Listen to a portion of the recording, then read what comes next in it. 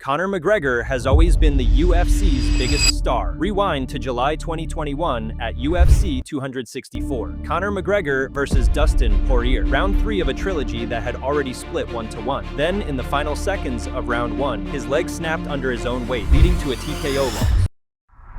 For the first time in his career, the story wasn't about a knockout, but it was about a question mark. Would he ever walk back through that door? But we've seen athletes coming back from terrible injuries.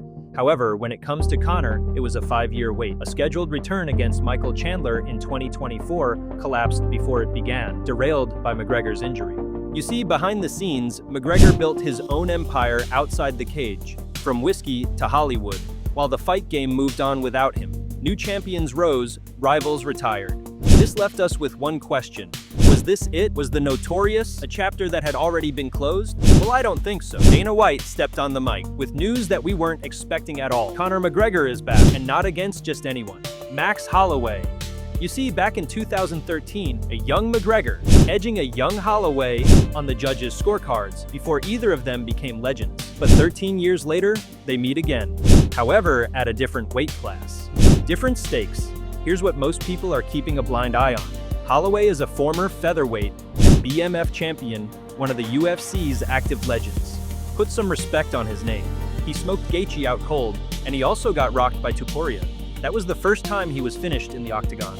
But McGregor is 37 now, 5 years removed from fighting.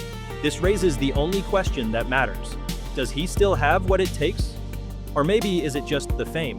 We must not forget that Gaethje is also 37. And he just made history at the UFC White House event by winning the lightweight champion. Not to mention Alexander Volkanovski, who just defended his belt against Diego Lopez at 37 years of age. We have to admit that the name Conor McGregor is bigger than the UFC itself, because once people hear his name, they go crazy.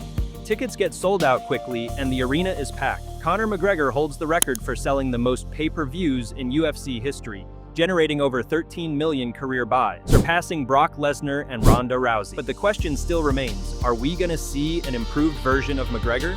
Or is the UFC selling us something that does not exist anymore? Here's what Joe Rogan thinks about McGregor. We're gonna find out. We're really gonna find out what's going on if it gets into the second and third rounds. That's when we're really gonna find out. We'll know. We'll know immediately. At that point. But I mean, whether or not he can really fight for 5 rounds. McGregor says he's coming back sharper, healthier, more disciplined than the man who left on a stretcher. Furthermore, he's already got his next fight signed for 2027. However, his opponent is not confirmed yet. This shows us that he's not planning a one-night reunion. He's planning a run, and we're about to witness it.